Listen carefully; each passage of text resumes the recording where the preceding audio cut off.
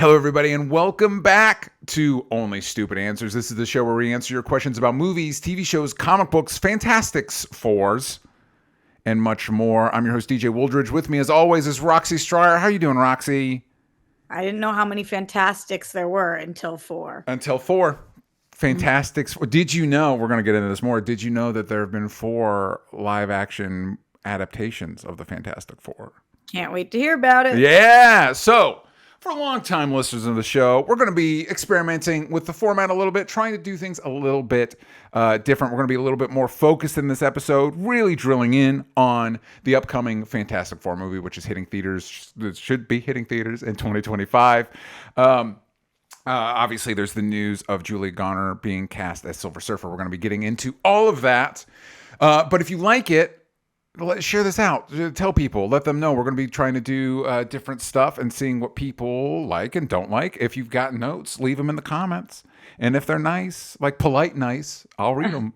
If you're mean, I'll probably read them anyway, but I won't acknowledge it.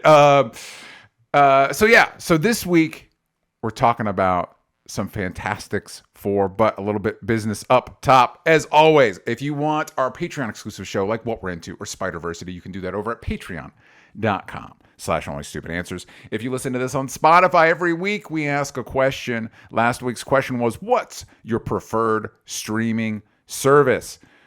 Tono Kiepo, I apologize for not getting your name right. Dropout and Netflix. Roxy, is Dropout a streaming service? Dropout took over for College Humor. College Humor. Got it. Or Funny or Die, or something like one of those. think College Humor. Yeah.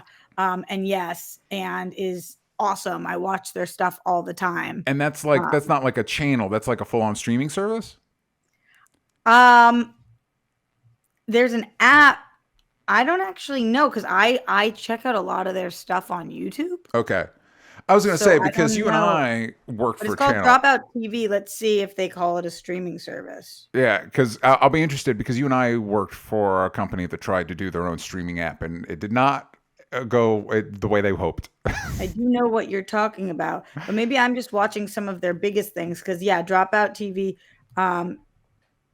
you have to sign up for it. Oh, well, God bless. And you get 20% off your first year. Ooh. Some of their stuff that I have seen, though, is so funny. Well, I have to say. Good for them. Xavier says the free ones, LOL. I'm with you. Juan E. Bellardi. Max is honestly the easiest to navigate, and I can quickly get to my watch list and continue watching. Comments like that, or what, let me know that everybody, depending on what you're watching on, has a different experience, because you've talked about how convenient Netflix is for you, and on my Roku TV, Netflix is not, and Max is a little bit iffy. The only one that seems to run smooth are Disney Plus and Hulu. That's it. Everything else, it's like, what glitch am I accessing today? I don't find Max to run easily at all. So the one that got me is recently is on watching Tokyo Vice. My wife likes to watch things with subtitles. I don't, so I go to turn the subtitles off. But then that would also turn off the subtitles for when the character is speaking Japanese. It's like, no, that I need it then, because I don't speak Japanese. That's what happens. Oh my god, that's so annoying. Well, then I have to get out and get back in, and then it's fine. Whatever. Point is, Hulu and Disney run smooth for me on my platform, but maybe not for others on theirs. Yeshu Wazalusi says probably Hulu first, then Apple TV Plus, then Crunchyroll. Roxy, you're going to be bummed to learn that I dropped Apple TV recently because I wasn't watching stuff on it. Wow, that is a bummer. Although the most recent thing I saw on Apple TV was not good. Was that the Constellation one? DJ, I can't even wrap my brain around what they were trying to say. That seems to be the experience. Apple TV does a good job where everything is kind of similar in tone, like vibe almost, but some of it is either Silo and Severance, which is some of the best TV I'm watching, or it's like, why'd you make this? Why is this a thing? What was the point? What were you trying to say? Although Manhunt is Apple TV, I think, and that's very good right now. Which is the Abe Lincoln show. It's going to be more sad once friend of the show Jason finds out that I'm not finishing For All Mankind. It was very good, but I wasn't watching it, so I just had to drop that show. He loves that show. Yes, he's a big proponent of For All Mankind, and it's a good show. that if I was watching, I just, you got to cut corners where you can. And then finally, Bridnib says Disney Plus. Roxy, I feel like we might have mentioned this. What on the last episode, what is your favorite? Is it Apple TV? Is that the favorite? I mean, I think that Netflix is my must-have always. Yeah. But yeah, Apple TV. Although Max, I mean, we just had the Curb finale. It was like the greatest thing ever. So it's hard to not. I feel like you're trying to kill me when you ask me that question. Gotcha. That's what it feels like inside, DJ. Like it's like asking somebody like you can only watch one comic book property ever. Which one's your preferred one? Well, and it's like what? And also, it's tough too because are we talking about experience with the app, or are we talking about content? Right. Because some of like Max, although this is less true, unfortunately, Max used to be like, well, you can't. Max has is the one with HBO. You got to have Max. But I do think I think it's still probably, we've had this conversation a couple times, and interestingly, I think because of the FX factor, I still think it might be Hulu. Like Hulu might be like right now the best show I'm watching is Shogun. That's on Hulu. Hulu's also the one I have the easiest experience with. I will say this, but I wish more apps would pick up. I think Disney Plus is the only app where it's like where I click on continue show and it takes me to the show page. It doesn't try to play the last like 3 minutes. Why do they do that? Why do they always go to the last 2 minutes of the episode? Like that was credits. That was just credits. Take me to the page. Take me to the show page. I'll select the episode I want to watch and we'll go from there. That's perfect. Don't try and guess what I'm trying to do. Just take me to the show page, please. It's so crazy. Yeah. Like, can they take any notes from us? Because everyone has that same note. I know. I know. It must be I thought I had a breakthrough on why it must be, and now it's totally shot out of my brain. I think it's because what I've started to do, this is so silly where you're trying to game the system. When I was watching Tokyo Vice, it was like that little thing comes up in the corner like 4 seconds till the next episode. And I let it play that out before I stop. So that way when I go to play the next episode, it is the next episode. It's not like the last whatever few minutes. I'll hit it now and hit play next episode and then X out. Yeah. But it is frustrating. Yeah. It's like if it's the last 5 minutes of an episode, nobody's stopping with a couple minutes left. Yeah. No one. Yep. That's serial killer stuff. Yeah. Nobody's doing that. But just by sheer volume, I have to say Netflix, if like gun to my head, because I watch too much TV to pick any other app as the number one. Yeah. I think for me, I think that totally makes sense. For me personally, we have Netflix because my wife watches a bunch of stuff on Netflix. I don't. And also Netflix always crashes on our TV and it's very frustrating. So I do, it's not like I don't watch things on Netflix. It's just not my preferred go-to. Yeah. When was the last thing, other than something I watched with my wife, what was the last thing I watched? You didn't watch The Gentleman? No, but I want to because that's my jam. Like I have mixed feelings about Guy Ritchie generally, but like, scummy crime thriller shit. I love that shit. So fun. It's so fun, DJ. I thought that show was so fun. I'll check it out. I've been meaning to, but obviously we got a lot going on. Next week we'll probably be talking about Fallout, and that's taking up my time because I really like it. Me too. You and me both. Okay, let's get into our news. This dropped last week while Roxy was out of town, so we didn't get a chance to talk about it, but it keys up our main topic today, which is the Fantastic Four. One of, I was going to say Roxy's favorites, but I think generally a favorite here in this household. Julia Garner has been cast as the Silver Surfer in the new Fantastic Four movie. This is via Deadline. While plot details for the film are unknown, sources say Garner will play Shala Bal, a version of Silver Surfer from the comics. That is generous. Shala Bal played a version of Silver Surfer at the end of an alternate reality story with Norrin Rad. Saying it's from the comics, like, well, you're being a little generous. But Roxy, did you see this when during your travels? Do you have feelings about it? Yeah, I saw this. Here is my full list of feelings, and I'm way more interested to know your feelings on this. But my full list of feelings are: I have no attachment to this character at all. Yeah. I think Julia Garner is the best actress of her generation. She seriously a top 10 for me. I think she is just unbelievably talented. I don't know if and I know that this is gender bending a character that typically goes male. Yeah. Those are my extent of my whole bit of knowledge and thoughts on this. Yeah. Gotcha. Yeah. Totally You fair. tell me what's going on with this. Well, we've talked before on the show how like Twitter/X is functionally useless now, but I have geared it into a way where I don't see a lot of the bullshit. So, but what I see instead is a lot of like our peers complaining about things that I don't see. Like, I can't believe people are mad about this. Like, are they? Because I'm not seeing that. And when I was getting everything ready for the show, I did see some of the YouTube thumbs that are like, MCU, nobody asked for saw that. all that garbage. And I don't want to be a part of that garbage. That said, I think this is dumb. I think this is a dumb choice for a few reasons. I am a fan of Silver Surfer.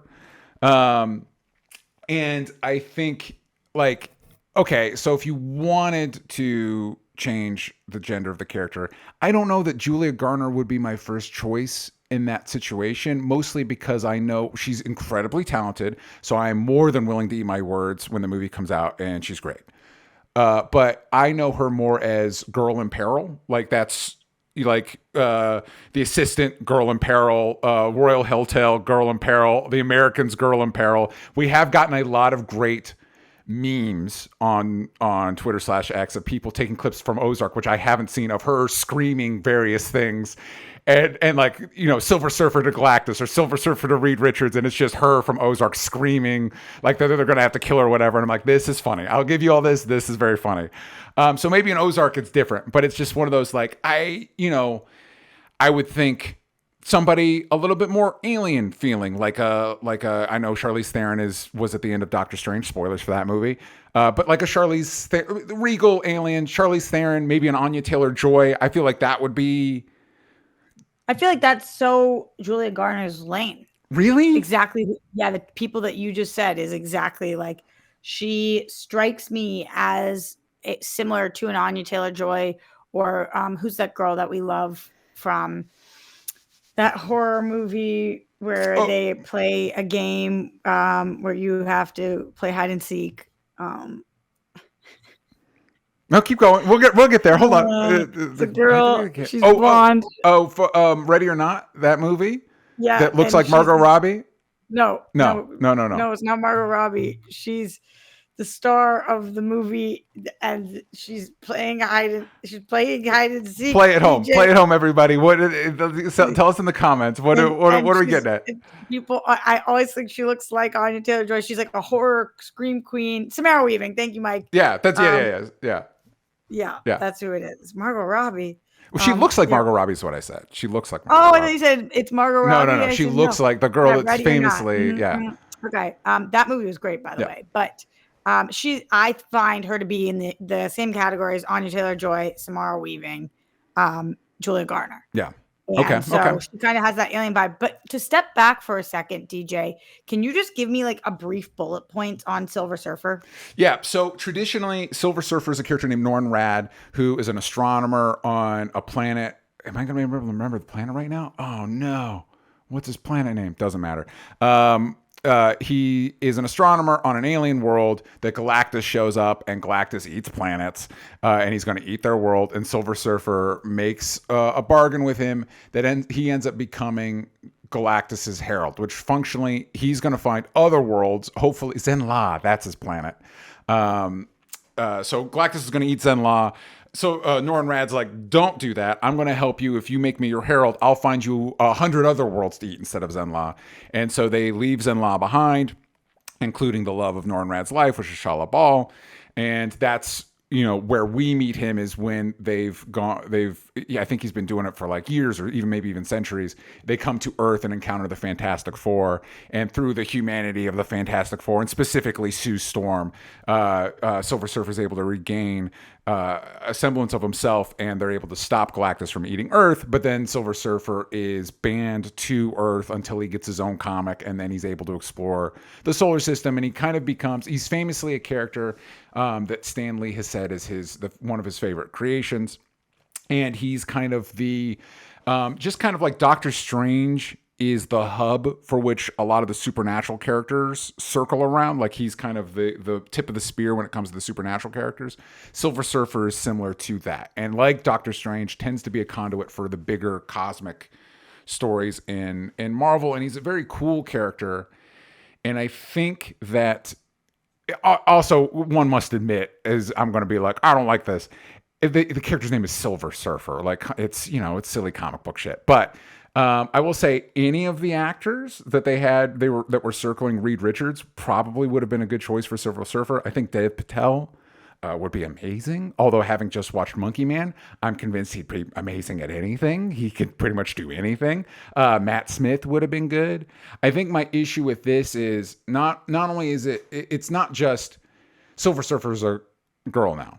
It's not even Norrin Rad. It's not Norrin Rad. Norrin Rad's a girl now. It's Shala Ball. It's a completely different character. For the comic nerds out there, it'd be kind of like we're finally introducing Ghost Rider into the MCU, and you're like, oh, is it Johnny Blaze? It's like, no, it's his love interest, Roxanne. It's like, well, that's not Ghost Rider. That's just a different character. That's Roxanne with Ghost Rider. But that's a different thing.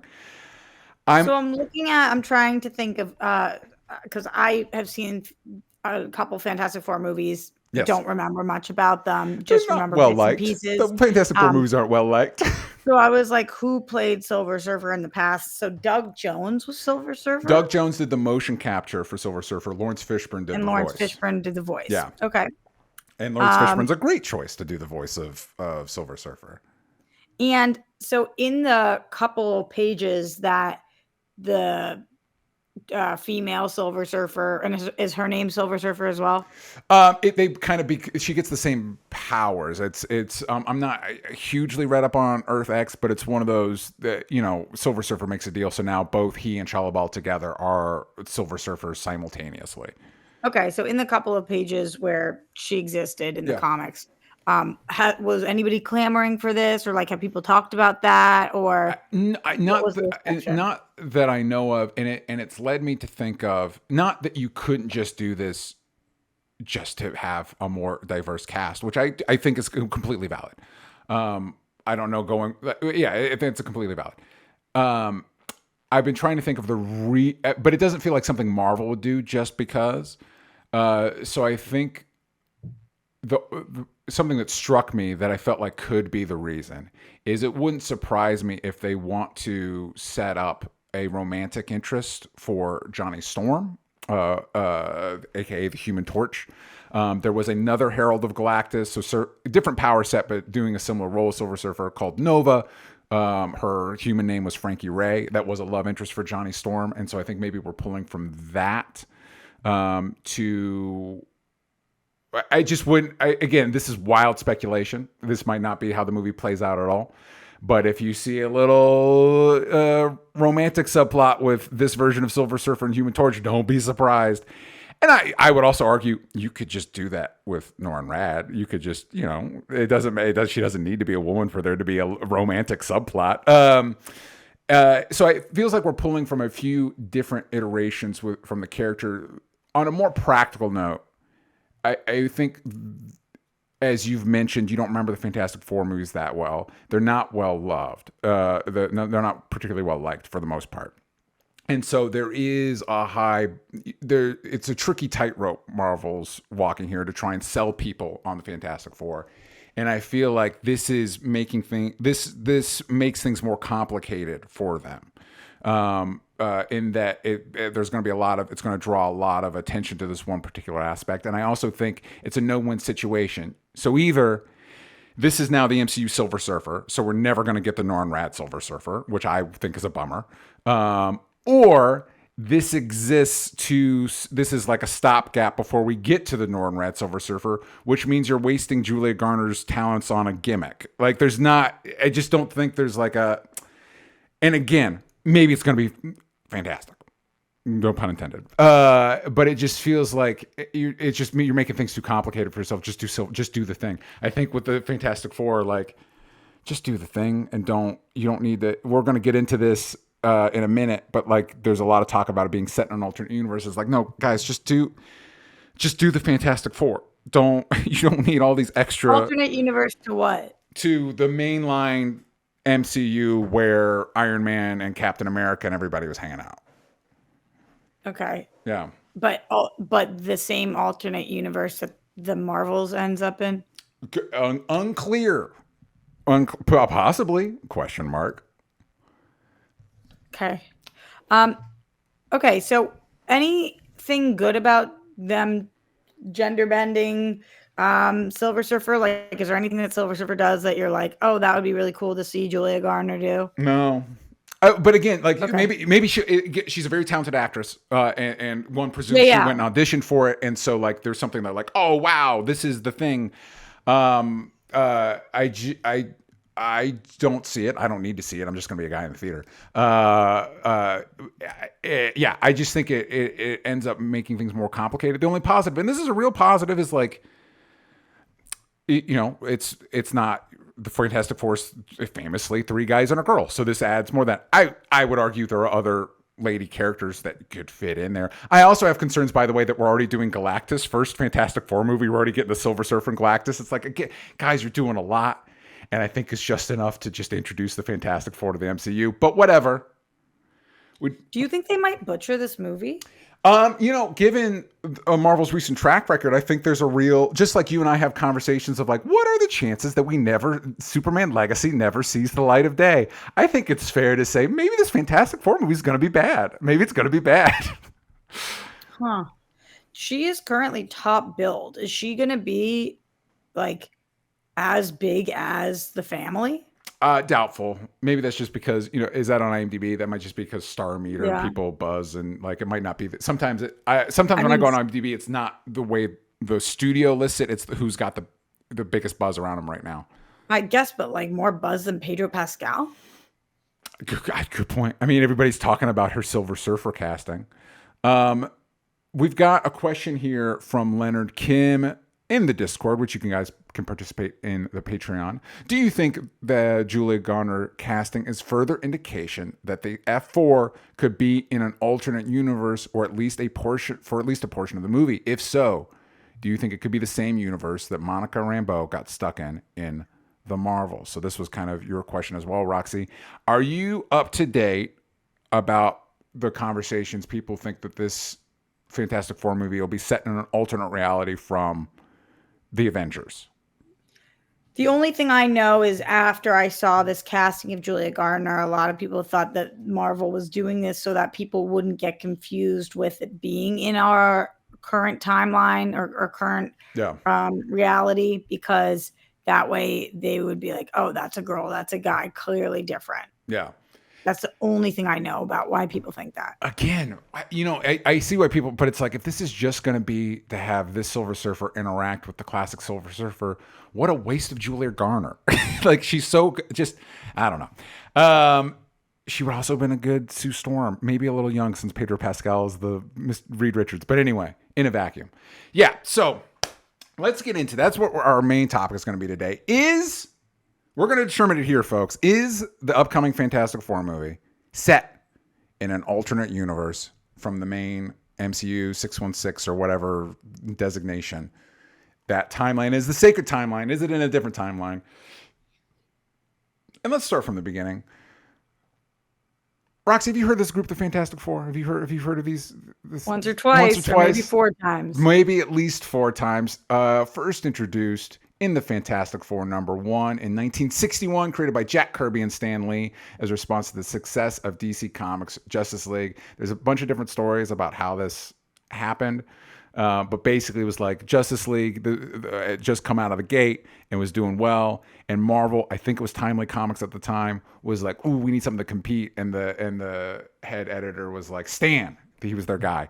I need to get in on this because they'll when I was looking at the story, they're like, Stan was already working at Marvel for 20 years. I'm like, how young was Stan Lee when he started at Marvel? Was he literally a fetus when he started at Marvel? Like, I know he was young, but like it couldn't have been 20 years before he created Fantastic Four. That's insane. Anyway. But the Marvel's response to Justice League was not Avengers. It was Fantastic Four. Well, because they didn't have Avengers yet. They didn't have the group of characters that would become the Avengers. I think Fantastic Four not only predates characters like Iron Man and Thor, but it predates Spider-Man. He does predate Spider-Man because Spider-Man #1, he teams up with the Fantastic Four to help goose his sales. So Fantastic Four they wanted a team superhero book. They didn't have what DC had, which was a stable of characters that could team up. And so he just created a team from whole cloth. There are echoes of previous characters. So like Namor existed in the golden age of comics. He ends up showing up in an early issue of Fantastic Four. There was a World War II version of the Human Torch, which that name got repurposed for the Johnny Storm version of the character, who is now by far the more popular version. And so it comes out of it's kind of probably what DC should have done with Avengers. Instead of doing their own, they should have just come out of the gate with Justice League. Like, here's our team right out of the starting gate. And where are they with the X-Men at this point? No, it's not even a glimmer. And Stan, I think that was also Stan Lee and Jack Kirby. It's either this era. It's either Stan Lee and Jack Kirby or Stan Lee and Steve Ditko. That's pretty much it's Stan Lee and somebody else for these characters. This is Marvel's first real team. I think this is where I would say this is where you could really start. Again, I don't think it was called Marvel Comics at this point, but Marvel as we know them starts here. Captain America had already been introduced, but Marvel as we know it as a brand starts with the Fantastic Four, which is why they're labeled Marvel's first family. They have been adapted multiple times in media. Roxy, do you know the first actor to portray Johnny Storm in media? Have you heard? It was a radio show. Carson? It was not Carson. In a pre-SNL, Bill Murray played Johnny Storm on a short-lived radio show in 1975. Huh. Let's get him in. In what way? On a radio show? What did he do? He just did the voice. So a lot of superhero, like Superman, Kryptonite was first introduced in a Superman radio show. I want to say him flying was first introduced on the radio show, maybe. But yeah, so before TV, and obviously when TV was first starting, radio was still a big way. So you have the Shadow famously had a radio show. But I guess Fantastic Four, that probably would have been, as they're moving out, radio's moving out of popularity for stuff like TV. And speaking of TV, in 1979, so just 4 years later, The Thing was featured as half of the Saturday morning cartoon Fred and Barney Meet the Thing. The titular Thing was on this show was Benji Grimm, a teenage boy who possessed a pair of magic thing rings, which could transform him into the Thing when he put them together and said, "Thing rings, do your thing." The other members of the Fantastic Four do not appear in the series, nor do the animated Flintstone stars Fred Flintstone and Barney Rubble, despite the title of the program. So even though it's Fred and Barney Meet the Thing, they don't actually meet the Thing. It's just half the show is the Flintstones and half the show is the Thing. One presumes some coked up studio exec was like, "Rocks," which it's the rock hour of TV. So they're experimenting with stuff. Maybe not. We're not full on Fantastic Four. We're not ready for the full on Fantastic Four on TV. That show ran for one season of 13 episodes.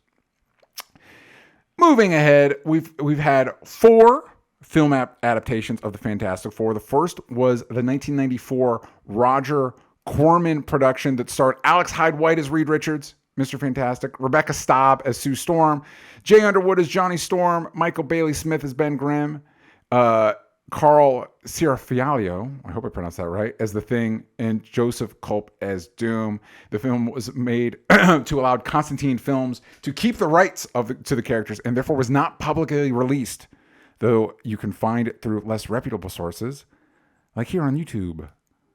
Have you seen it? I have not. I want to do an episode on it, honestly. I think at some point, because again, you can find the whole thing on YouTube, because it's one of that.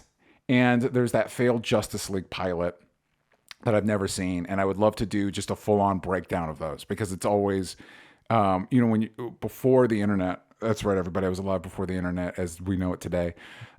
You'd hear like murmurs of this stuff. And now you can just find it. You can just watch that shit. And You think that will be Batgirl in a few years? God, I hope so. I mean, it's a bummer that would be the way to watch it, because the reason stuff like this is lost media is because they were bad. Like this one wasn't even made to be a real movie. It was literally just a way that the people that had the rights to Fantastic Four could keep the rights. They had no You interest think in the releasing actors it. knew that at the time? I'm going to assume no. I'm going to assume not. I'm going to assume they thought, oh shit, we're going to be in a big budget. It wasn't a big budget. We're going to be in a movie. But like, and despite what Warner Brothers has said, I doubt Batgirl. I mean, we live in a post-Madam Web landscape. I doubt Batgirl was any worse than that movie. But and it is funny how like I love these little like lost media, famously bad adaptations, and yet I'm still mad at something like Madam Web. That's all Madam Web's going to be 10 years from now, is a little curiosity that it's like, I can't believe this exists. This is wild. Why did you make a Madam Web movie? Why Madam Web? Oh my God. So good. That's why. So now we're getting to the ones everybody knows. In 2005, there was the Tim Story directed movie starring, Roxy, how do you pronounce this man's name? Ian Grufford? Is that it? Do you know? It's I don't know. Ioan G. His last name is Gruffud. I've always struggled with this man's first name. Ion. Well, Reed Richards. I don't know. Jessica Alba, Chris Evans, pre-Captain America Chris Evans played Human Torch in this movie. Michael Chiklis and Julian McMahon. And there was the sequel, The Rise of the Silver Surfer. Then there's Fant Four Stick. I believe Sam and I were doing this show then. Maybe that was in the SourceFed days.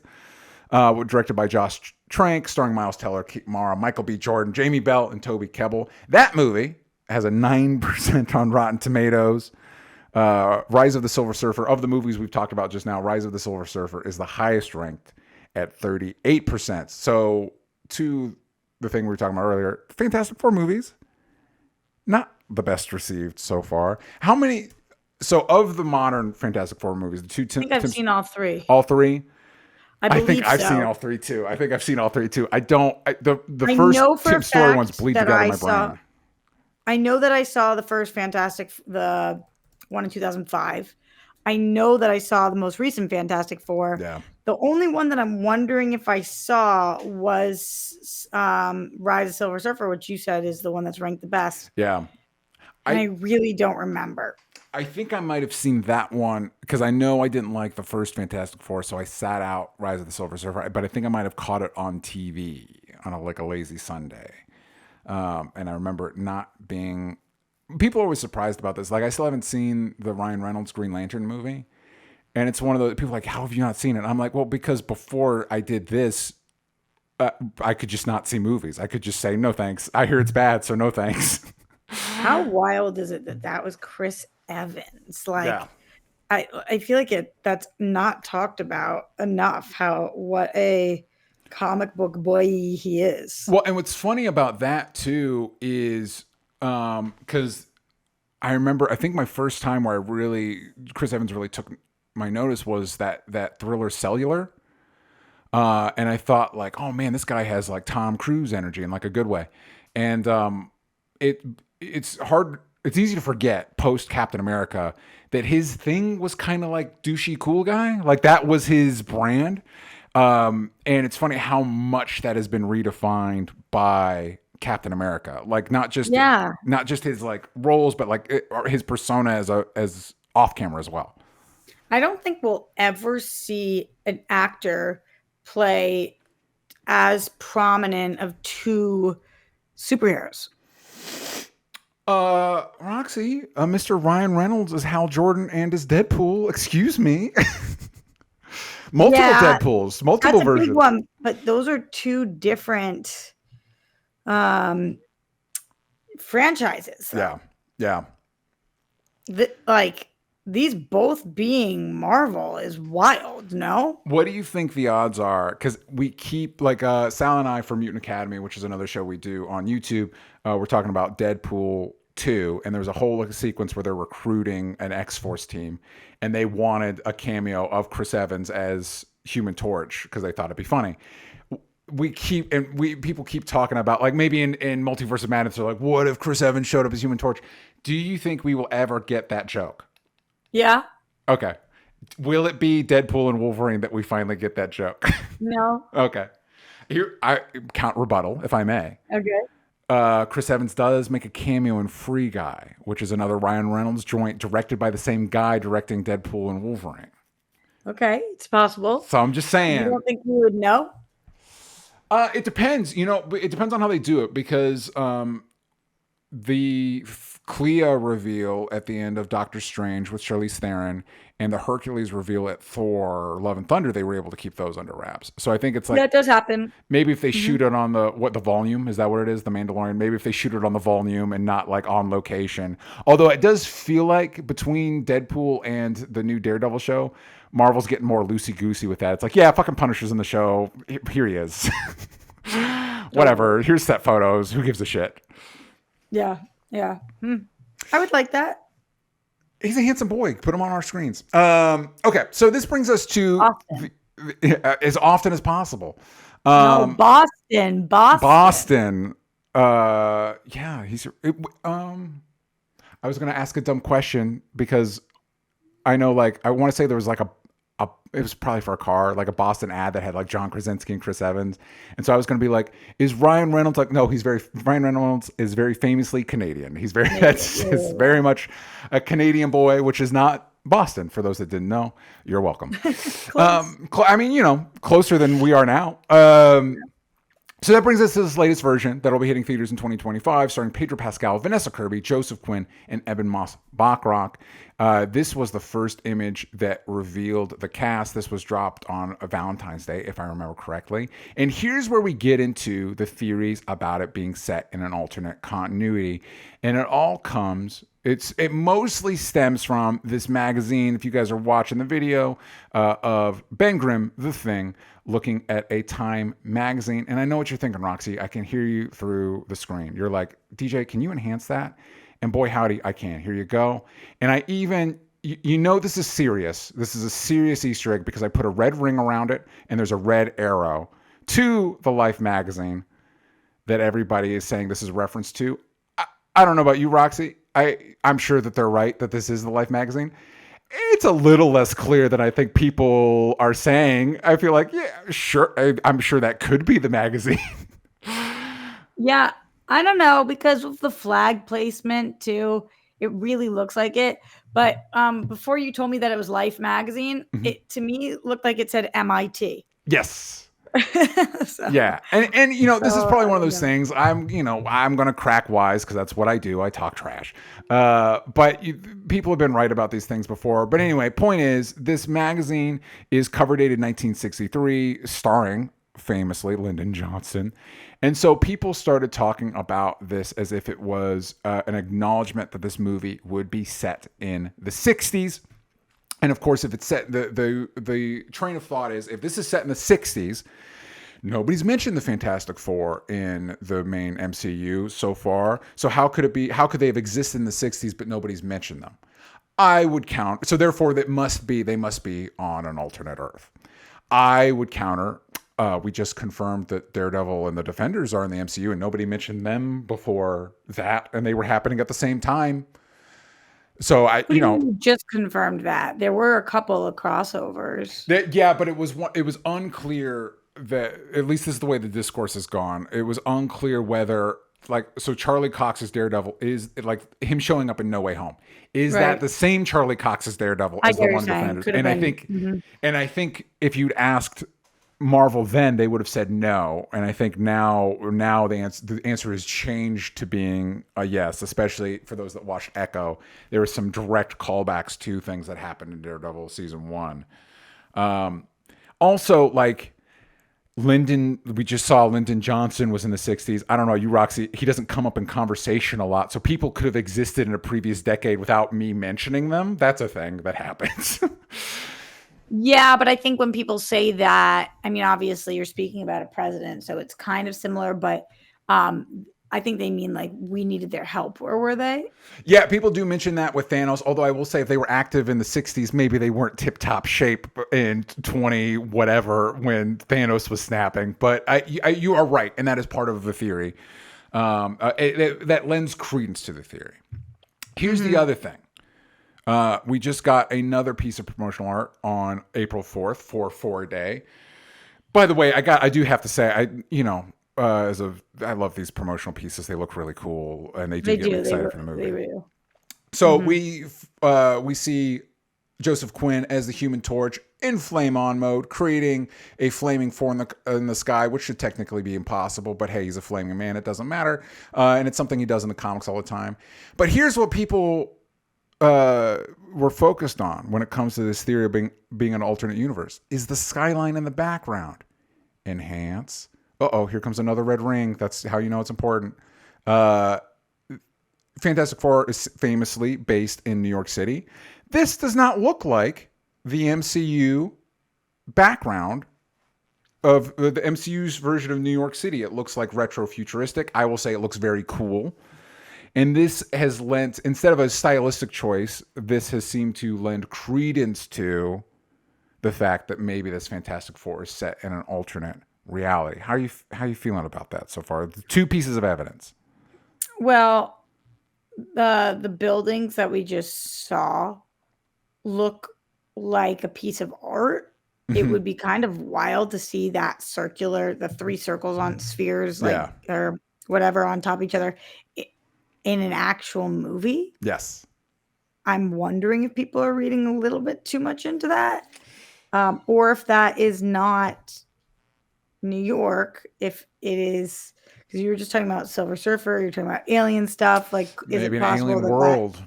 Yeah. Maybe an alien world. I'm not against that, actually. I think that'd be pretty cool. Next piece of evidence, that's basically it. As of this recording, I did see Joseph Quinn, who plays Johnny Storm, was at one of these events, one of these like fan events, I think in like Brazil or something. And I saw something that quoted him as saying, he was talking about how he originally tried out for the Spider-Man role that went to Tom Holland. And he would really like to see Human Torch hang out with, and he was quoted as saying, MCU 616 Spider-Man, which seems very specific. That said, I saw this in an Instagram post. I have not since been able to corroborate it. I wasn't able to like chase it down. So I don't know how accurate that is. Leave it in the comments if you know what I'm talking about. But if he specifically said that, I would like my Human Torch to hang out with 616 Spider-Man. It's like, all right, well, okay, so it's an alternate universe. That's what that means. So is alternate universe like that bad of an idea? I think for one, I don't know about you, Roxy. I don't know that I feel like Marvel has been nailing the multiverse concept. I feel like it's mostly been kind of confusing. And so basing the introduction of one of your marquee teams, arguably, since the Avengers are not our core Avengers team isn't what it used to be, arguably you're the cornerstone of what could be the cornerstone of your franchise, them and X-Men. Basing that in an alternate reality, I think I would argue is a mistake. For one, it just adds a layer of complication. And it also makes them. We already have two characters in the MCU that are time displaced. And granted, this would theoretically, if they get sucked into Secret Wars happens, there's a big multiverse battle, and everybody gets consolidated into a new universe. One, that puts you in a position where you now need to, if their Fantastic Four movie happens before that, then Fantastic Four is going to have to reintroduce them into the main MCU. Two, that makes them conceptually kind of close to both Captain America and Captain Marvel, who are also two time displaced. They existed in one time, now they exist in our time. And so it runs the risk of them being redundant. Where if I think you just said, hey, the Avengers are broken up as of this movie. We had an alien guy snap up half of reality.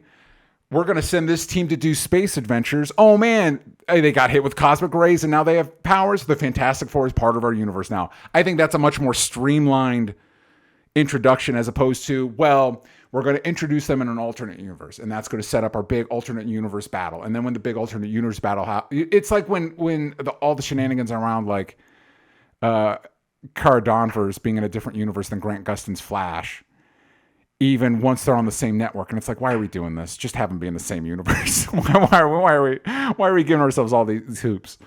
Okay, can I tell you my thoughts on this, DJ? Please, and thank you.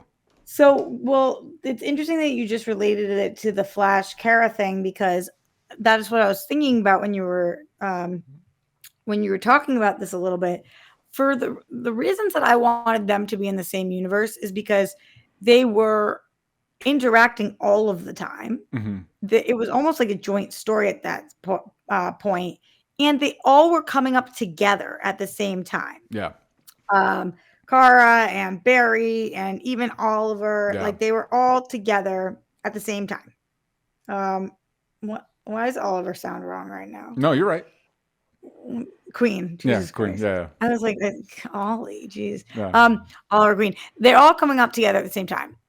For this, and this was the big controversy when we had Hector on, I want a total reboot. Yeah. And I think that is the best move moving forward. And this is closer, doing an alternate timeline is closer to a reboot than putting these people in the same universe that we've had 35 movies already in. Yeah. I almost want this to never talk about, or think about anything from the past that we've done ever. So I like setting this back, and I like putting this somewhere else. And I like saying, let's just focus on us right now. I don't want to touch anything else.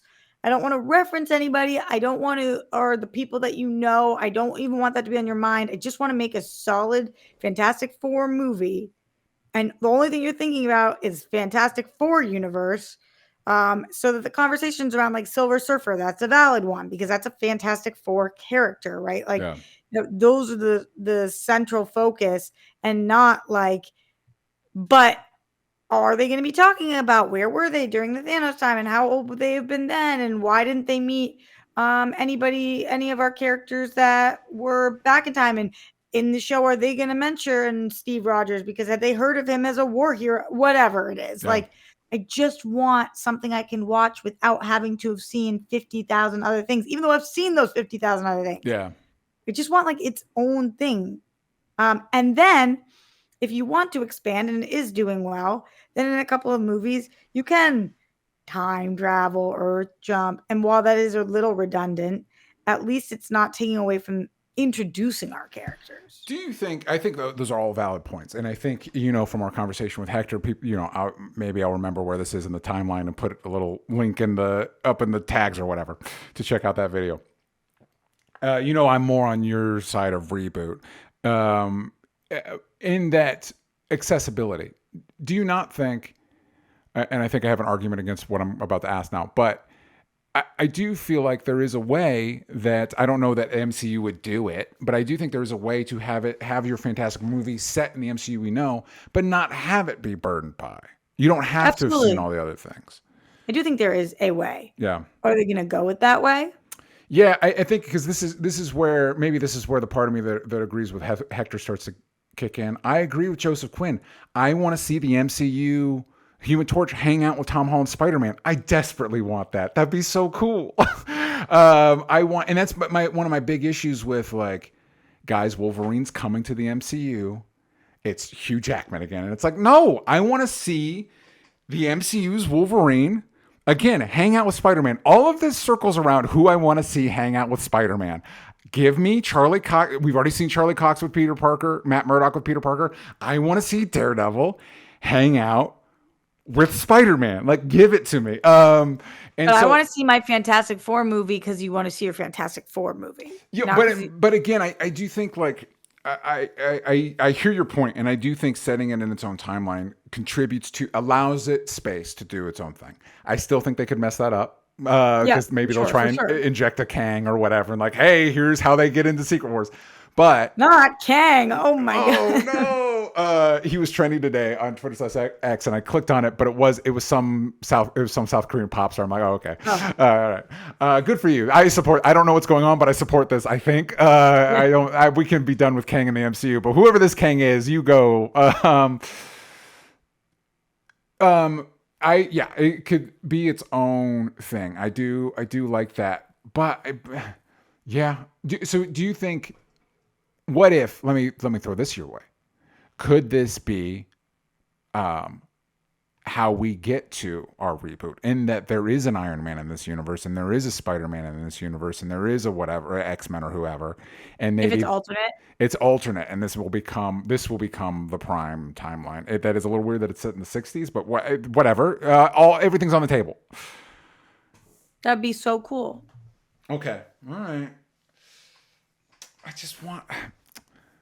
want it to be simple. I just want my Fantastic Four and you could do a cool thing, and this goes against everything you're saying, Roxy, but you could do a cool like flashback where you see that like Reed Richards was hanging out with Tony Stark before he died. Like he was around. He just wasn't fantastic yet, but he was a science guy that was helping with stuff.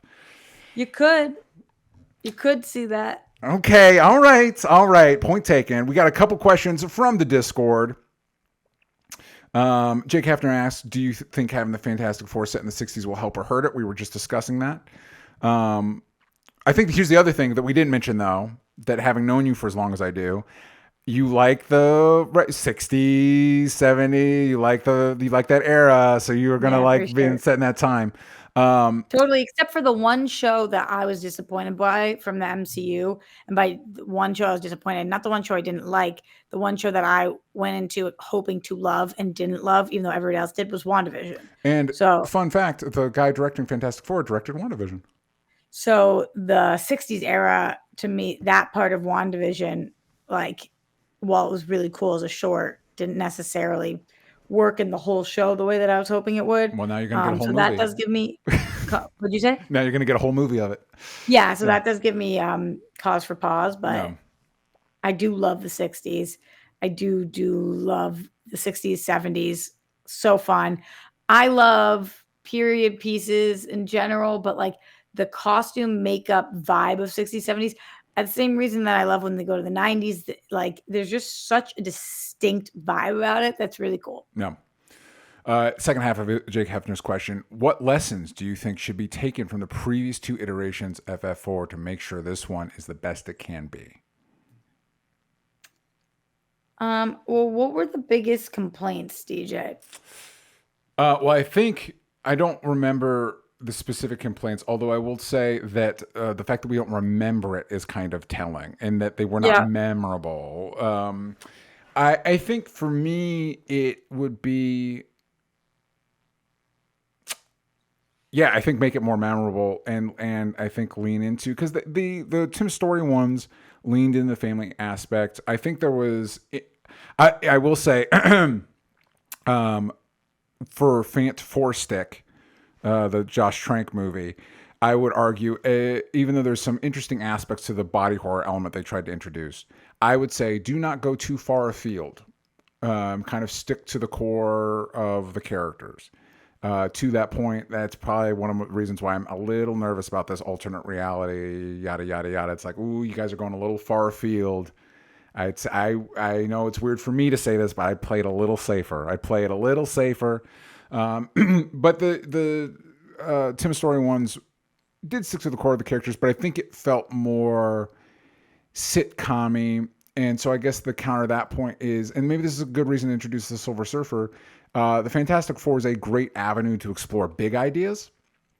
And so maybe lean into that, some of the big sci-fi. I would lean into I would look at the Star Trek TV shows for inspiration, because they're about a team of competent people working together to solve larger than life problems. That's the Fantastic Four.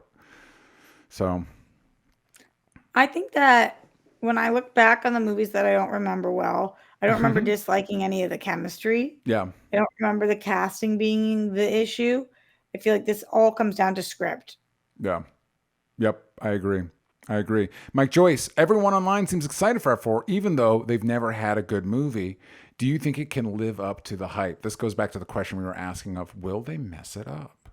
Yeah, but I think the opposite side of will they mess it up is it could live up to the hype, right? It could. Do you think... let me phrase it this way. How do you think this movie will fare in this era where Marvel doesn't have the guaranteed goodwill it used to? And by that I mean there are some movies I felt like that we look back on fondly, that are not MCU movies, particularly that we look back on fondly, that aren't particularly good, but people liked because the MCU had all of the, especially post Avengers, had all of the goodwill in the world, and that's not the place they're in now. Yeah, as you were telling me about the history of Fan 4 a little bit, even talking about like the Scooby-Doo stuff, Yeah. and it's like that would never fly now. That wouldn't be good enough. People would be like, what the hell is this? But at the time, that sounded pretty cool. Yeah. So it's like, I think that the MCU, one of the biggest hurdles it has is that it continues to raise the bar. Yeah. And then now it's having a hard time living up to the bar that it raised. Yeah. So it doesn't have that goodwill, even though the reason the bar is there is because of them. Mm-hmm. So it's like they always have the opportunity to live up to that. But when we did an episode a while ago, I forget which one it was, where we talked about who has the best shot right now, who's in the best position. Is it Star Wars? Is it DC? Is it Marvel? Like who? Or maybe I was talking about that with Christian and you sitting somewhere, whatever it was. I think that DC is in a much better position right now because they didn't raise the bar. They only have it's only up. They can only go up. Kind of. Yeah. So it's like while I think that Marvel has earned our goodwill in a lot of ways, it makes it even harder for them to succeed now. I agree, and I think this goes back to your point of the reboot, not just because you kind of get to start fresh, but it also unburdens them from stuff like the snap, which like within Endgame, the fact that it was permanent in Endgame was like, wow, this is crazy. And now, however many projects later, you're like, yeah, man, you guys keep tripping over the snap situation. Like it'd be cool to just not have to worry about that anymore and just have it be its own thing. So we will see. We've got a whole year to see how this Fantastic Four movie is shaping up. Let us know in the comments whether you think it's an alternate universe, who you think should play Galactus. Let us know. But Roxy, where can the kids find the stuff that you're working on? Everywhere at Roxy Stryer. You can find me at DJ Talks Trash. You can follow the show everywhere that matters at Only Stupid Answers, but on Twitter/X. You got the vowels from stupid. And again, thank you guys as we're experimenting with the format. If you like it, share it. Send it to let people know. If you have thoughts, let us know in the comments as well. And we will see you all next time.